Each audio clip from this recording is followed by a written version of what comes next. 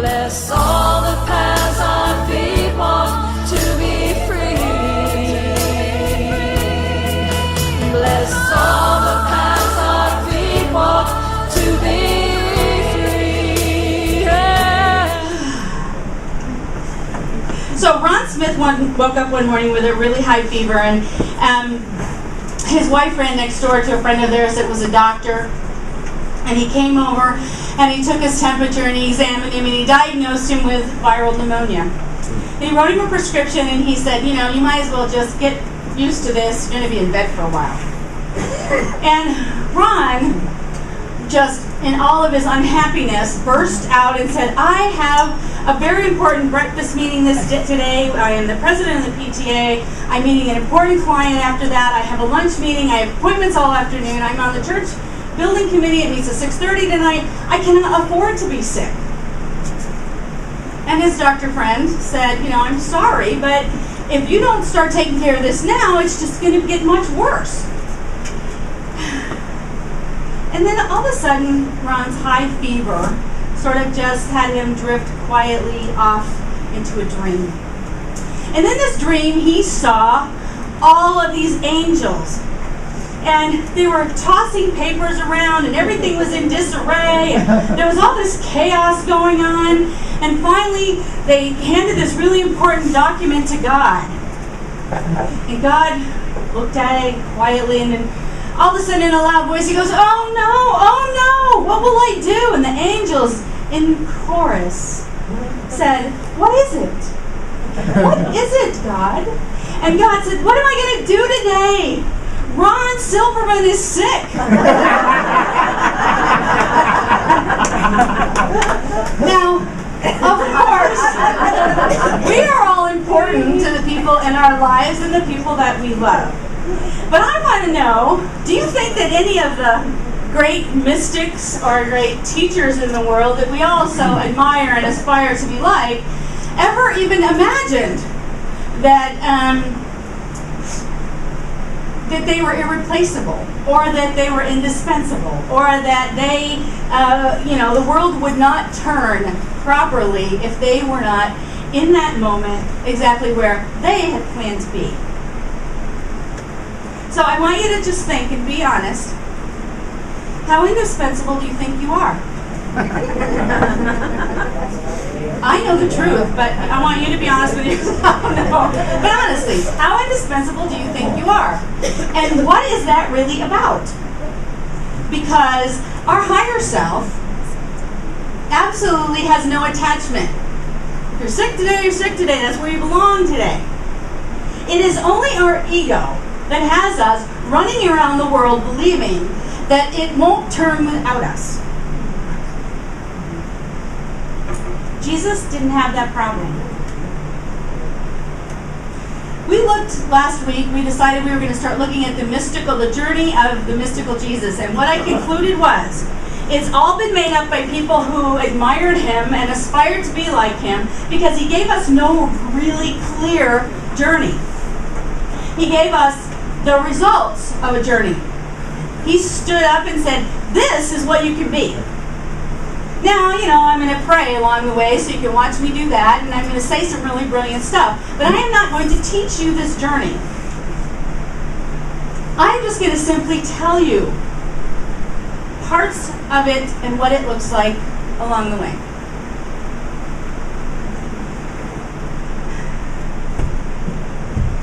Now, so I think that he just simply was a mirror, an activator, a cosmic button pusher. And that he activated in those people of his time that blueprint that then over time we have all been able to follow. Because we don't all come in with the same consciousness. We're not all here prepared to be mystics. Now, we might be more prepared in 3 or 4 lifetimes from now, or 300 or 400 lifetimes from now, depending. But we don't all come in, so we didn't all, not everyone around Jesus just simply caught on, woke up, said, oh my God, but a group of people did. And that group of people laid a track and began to lay a track and continued to lay a track based on what they saw, what they felt, what they experienced, to where they, in their opinion, is the way we get to this mystical experience of oneness with God and all of creation. Some of us aren't ready because we've not cosmically or through our lifetimes worked through things like resistance. Anybody in here have any resistance? Okay, next lifetime. We haven't worked through things like resistance. Some people come in already having worked through resistance. And so when they're told then, or they see the blueprint, they go, oh, this means I pray all day. They have no resistance to how this is going to look because they are on the journey of discovering their oneness. Now, for all the rest of us, we're still going, I don't wanna. So it's obvious from what we know, and we might have seen actually a little progression in the story of Jesus, a little bit of spiritual progression. My thought is divine from birth, and his primary mission was really to teach us something else. That God loves us, that God is all loving. The sacrifice can end. That how to free ourselves from political bondage because this is not the world God would have created. And this perfect mirror and this perfect activator. So, I'm not loud enough for me. We lost you. Did we lose me? No. No. Okay. Turn me up then. Thanks. So now, here's our problem. We want to be like him. And the really cool part is, why the other reason he didn't have to teach us anything was because as soon as we were around that, we remember. As soon as we become aware of that, we remember. So that's why there's all these followers. That's why all these people are compelled in some way. Same with Buddha, same with Krishna, same with Muhammad. Because we see the truth in that. And we know the truth is in here, so we're automatically drawn to it. So what did he tell us? He showed us to pray. That was one that's pretty consistent. Every great religion, every great mystic, and the definition of prayer is different. And they all have little different words about it, little different stages and how prayer works. And some people include meditation in prayer depending on their religious background. And so there's all this, but this idea of communing with or talking to God in some way is absolutely part of the journey, part of the mystical journey. We can be certain of that piece. So how have we messed that piece up? Because if that's the one core that's in every mystical experience that is repeated over and over again by every great mystic, how have we messed that up? Because obviously then if we were just spending a lot of time in prayer, and I know some people who do and who have, and yes, lots of awakenings happen, but for most of us, we've been misled because we want to do what? We want to be like Jesus, but we want the easy way. And we talked about that last week. So we've done the same thing with prayer. We wanted the easy way. Because we simply want to just pray for what we want and have it show up.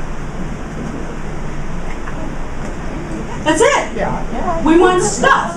We have an expectation. We don't pray very often, most of us, because I go to where a lot of people pray, for oneness with God. We want something fixed. We want somebody healed. We want something to happen. So we have an expectation about prayer.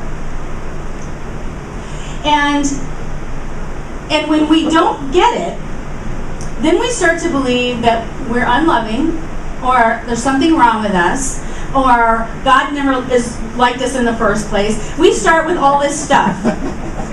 Jesus didn't have this problem either. We never heard him complaining. Oh, come on, God. I said I wanted loaves and fishes. Apparently you're not listening. He didn't do it that way. That's the way we've decided to do it. And we've decided to do it because over time, we have just simply looked at the goal, not the journey. We didn't want to do the journey, really. We need to be truthful to ourselves. We don't really want to do the journey. We don't really want to do what it takes to get there. We just want to get there. So instead of looking at and imagining or even thinking, oh man, this must have taken a lot of work, or picking up one of those books about a mystic and go, wow, this is an amazing journey they've been on. Now they're one with God. Now Mother Teresa is the most, absolutely probably one of the greatest mystics that ever walked this planet and changed millions of people's lives. We just want to change millions of people's lives. We don't want to do what it took her to get there. We want it quick. We want it concrete.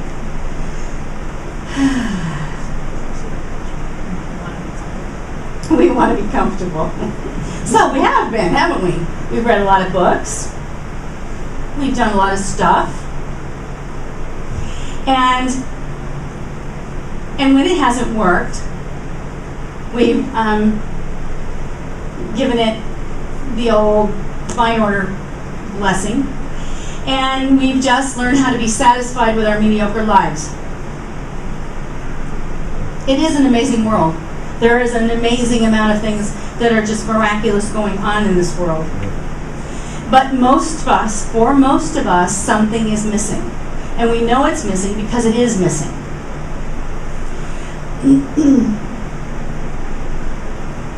And it's the relationship with God part that's missing. So I want to say something before we go on about God. Because I want to be really clear about this. Jesus talked about God all the time. But God is what the people of his time knew.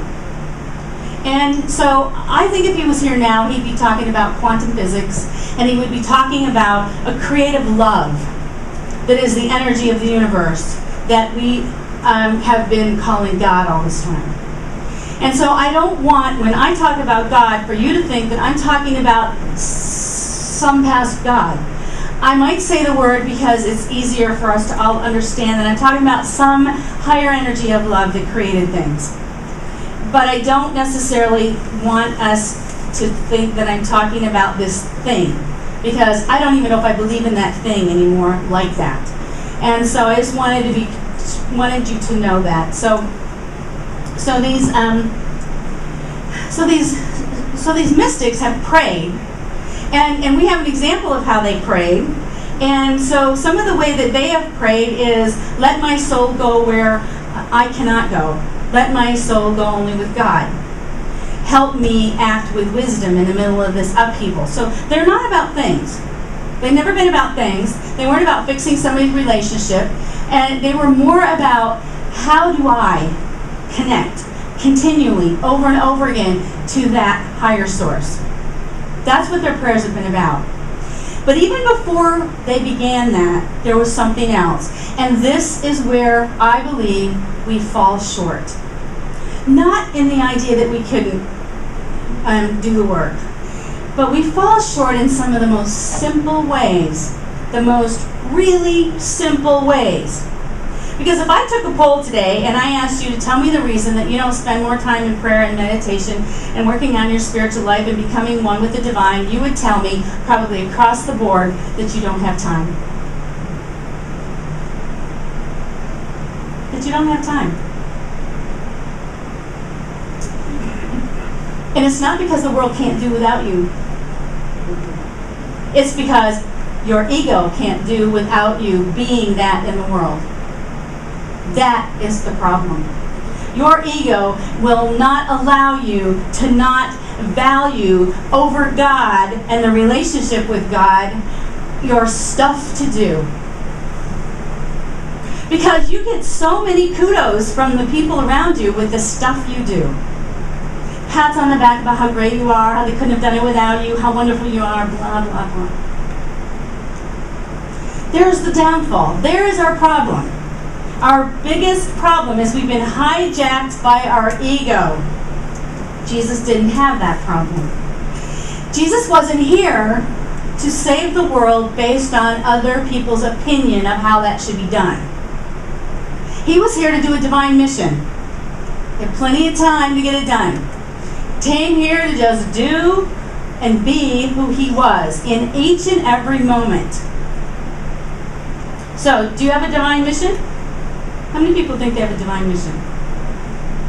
How many people think they know what it is? Most of the same people that know they have one.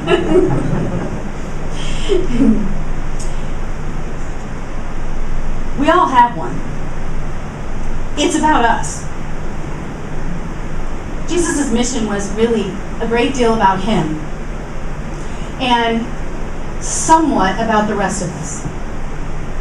All of our mission is about us and somewhat about the people around us.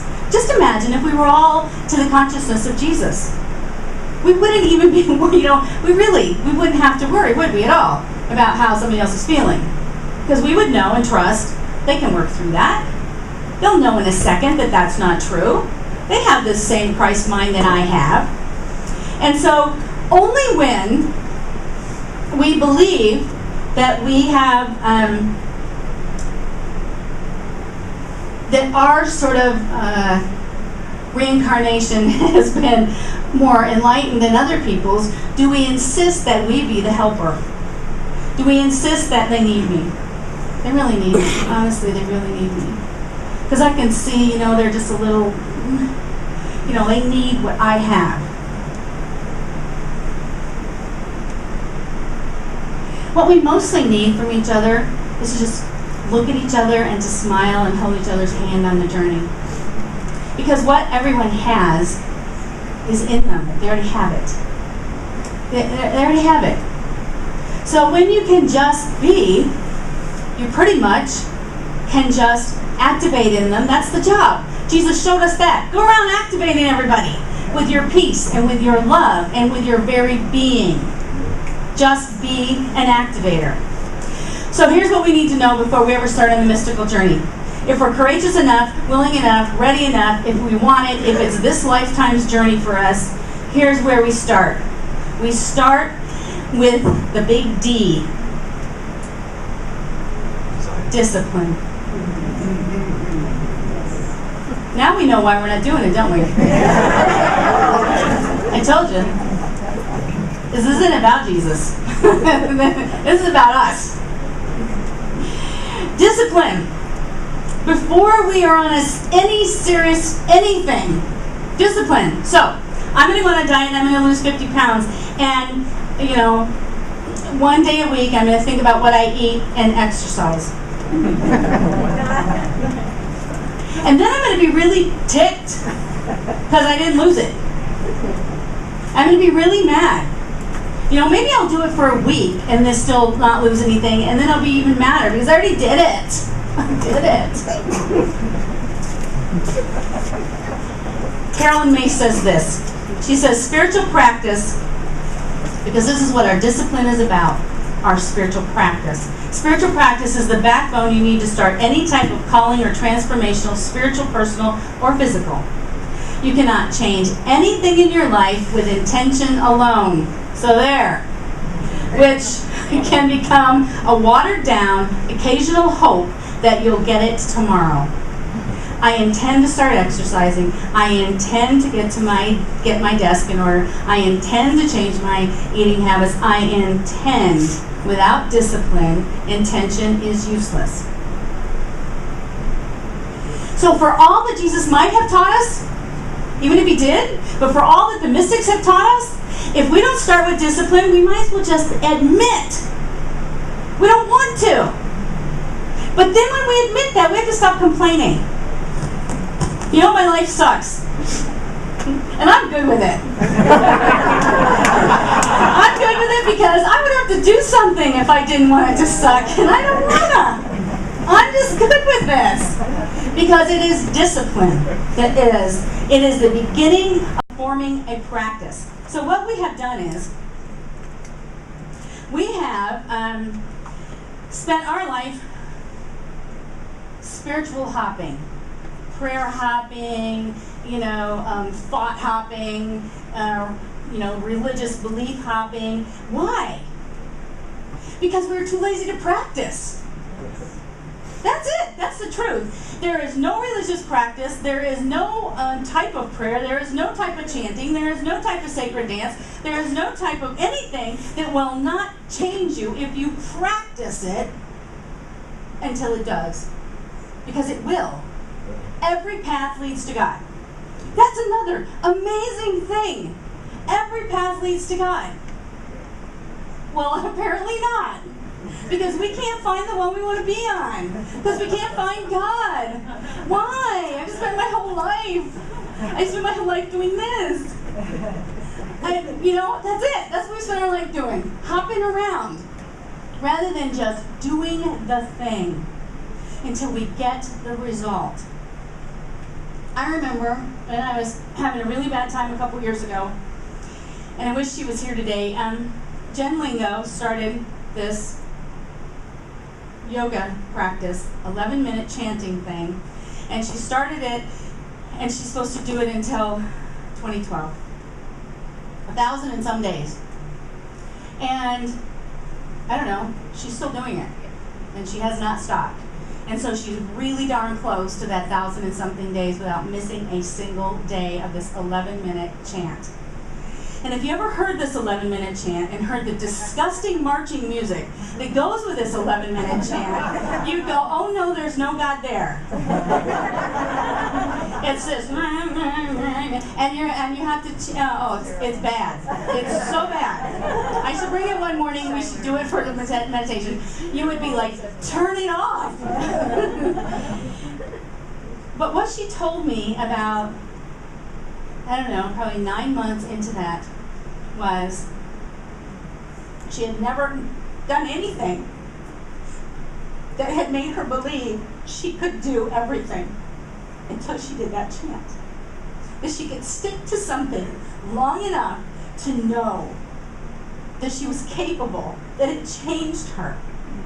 And from that, I don't know, a lot of you are good friends with her, you know everything she's doing, but she's going on to be a yoga instructor, and she's doing all this incredible stuff that she never would have thought she could do had she not done this disgusting practice, because somebody said, this is about, being prepared for 2012. And she did it. And that's it. It's not what we do. We keep looking for the perfect thing to do. It's just doing any of it. If any great teacher or master has already done it and said that this is a good thing, it's good enough. It's about the doing of it. It is not about what it is that we're doing. So after discipline comes the next other thing that we have to have before we can move on this journey of the mystic. Maybe a new battery is what we have to have, we'll see. After discipline comes humility. Years ago, before I was as humble as I am today, and I know you've all heard this story, but I fell and I broke my wrist. And I actually believed that the people at my job, I was a supervisor, I actually believed that the people at my job could not manage without me. I thought I was going to have, I was going to come back to some terrible disaster. I thought they were going to have to call me every single day to make sure that everything was being done right. I thought that my husband at the time could not have managed our house and everything that had to be done in our house. And I thought my daughter's life would be such incredible suffering because I wasn't there for her every minute to cart her around wherever she needed to go. My job never called me, other than to say see how I was, but they never called me and asked me how to do anything. I know that my house ran, I was there, it ran as good as it did when I thought I had to be in charge of it, and I don't think my daughter ever once lamented the idea that I was in bed for a month with a broken arm. It went fine, and it was an incredibly humbling experience to me. But what it was an incredibly humbling experience to my ego. And as long as my ego was in charge of running my life in that fashion and running all of the people's lives around me, whoever I could get my hands on, there was no place for anything else to be happening. And only when I was flat on my back, couldn't do anything, had to watch the world around me happen and begin to trust people. Oh my God, trust other people? That they were smart and capable? Honestly, I'm a Virgo. It's a sin. I mean, it's my thing. It's what I can't help. I actually got to sit back and relax and see a different world and see my place in a different world and learn something incredibly valuable. I could put my focus and attention on me. They would all be fine. I could disappear if I needed to. They would all be fine. I could be there for people right after I was there for me. Giant lesson. So, since then, I have fallen down a few times, and every time I do, I just go, okay, I get it. You know, too much control. I'm not sure what I'm doing, but I get that it's too much control. And I go back to that experience, which at the time for me was incredibly humbling, because it's very hard to see the world that you think you're indispensable from get along fine without you. It really, I had to lay there and look at that over and over again. I don't even know if we think about spiritual humility. I don't even know if it crosses our minds. I don't know how much we even consider guarding our humility from our ego. I have no idea how aware people are of what humility does for us. It is an absolutely necessary journey along the mystical path. So, and the Gospels say, and according to them, Jesus said this, and I didn't look it up to see if he actually did, for those who exalt themselves will be humbled, and those who humble themselves will be exalted. That's it. It's necessary. It's absolutely necessary. It doesn't mean we hold ourselves in low esteem. It doesn't mean we can't have as much. It doesn't mean that we, have to give up power or status or accomplishment. It means that a humble person is willing to go where God says go and do what God says do. There's nothing too small. There's nothing too degrading, too demeaning, too humiliating. There is nothing that you won't do if God tells you to do it. That's why it's necessary. Because people who have to have